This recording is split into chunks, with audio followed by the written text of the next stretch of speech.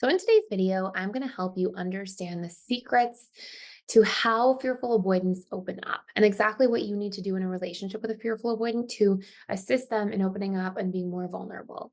Now, if you are the fearful avoidant attachment style watching this, these will be really important ingredients to understand in terms of what other people can do in relationships with you to help you feel safe, comfortable, and really in a space where you can start building trust because that will really help you to open up. So stay tuned as we could talk about these three ingredients that are necessary to communicate as needs if you are a fearful avoidant, or to give to a partner or a loved one if you are somebody with a fearful avoidant that you really care about in your life.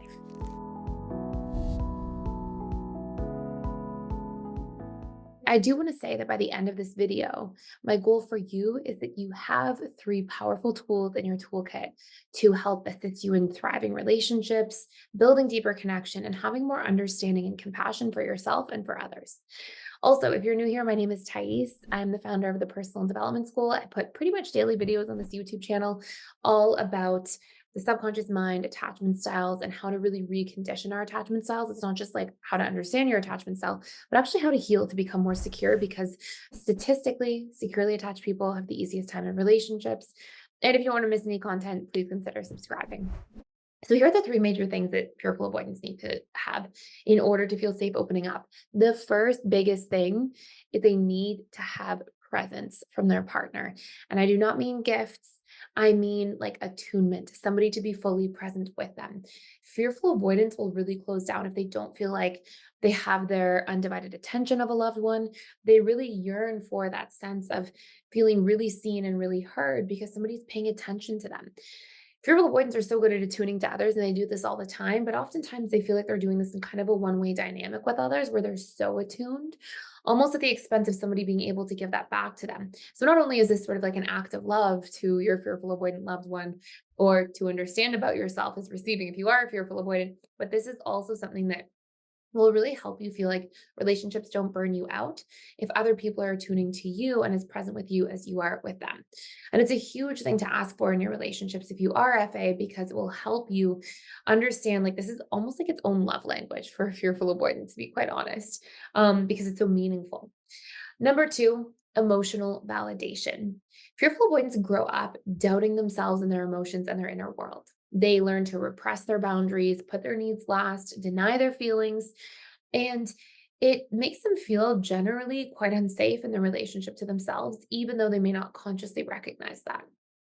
And so when you are having emotional validation from an external source, when somebody can come to you and say, "Hey, I get why you felt like that. It makes sense that you felt that way." When somebody can communicate these things to you and validate your perspective, or even if you have different points of view in an argument or a conflict, if they can come to you and say, or if somebody can come to you and say, as if you're full avoidant, "Hey, I may not agree with everything, but I do see why you felt the way that you felt in this situation, and I get it." Emotional validation for a fearful avoidant goes such a long way. It helps them feel safe and it massively helps them lower their guard, like let their guard down. And a way that you can give somebody emotional validation if you are the loved one of a fearful avoidant is you can just validate how you see why they feel the way that they feel. So you can say, "I get where you're coming from. I understand what you're saying. I hear you. That makes sense to me. I see why you would feel the way that you feel." You can use all those different sort of taglines. And of course, don't say it unless you actually know that what somebody's feeling. And if you don't know what somebody's feeling, don't be afraid to ask. "Hey, I want to understand more why you feel that way, or I want to understand better where you're coming from. Can you help clarify?" It's okay to also ask questions so that you can properly give emotional validation when you do understand. And fearful avoidance in your life with other people, don't be afraid to ask, "Hey, I'm not asking you to say that I'm right. I'm just asking you to say that you see why I feel the way that I feel, that you see where I'm coming from, that you can empathize with my perspective or point of view." Don't be afraid to ask for those things and those sorts of words as well. And number three, before I get to number three, if you do want to do a deeper dive into like the fearful avoidant healing and reprogramming course, you actually can have our first fearful avoidant course fully for free just for a limited time. All about the fearful avoidant attachment style and how to recondition your attachment style to become secure. We talk about core wounds, boundaries, emotional regulation. We talk about understanding your needs.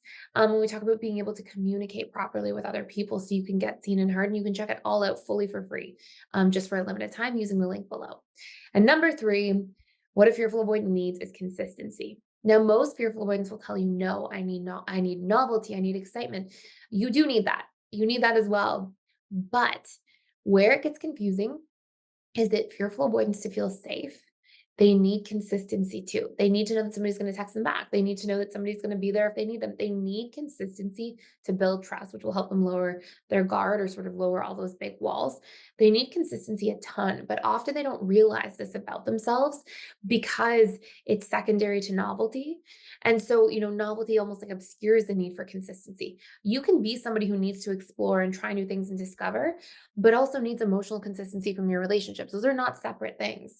And so when you can understand this about yourself, these can be things you request, you look for, you ask for, you tell partners are important to you in a relationship, or if you're the loved one listening of a fearful avoidant, you give, right? As much as you can, that consistency, because through that, a fearful avoidant will learn to trust, learn to let their guard down, and will more deeply connect as a result. So that's it for today. I hope you enjoyed today's video.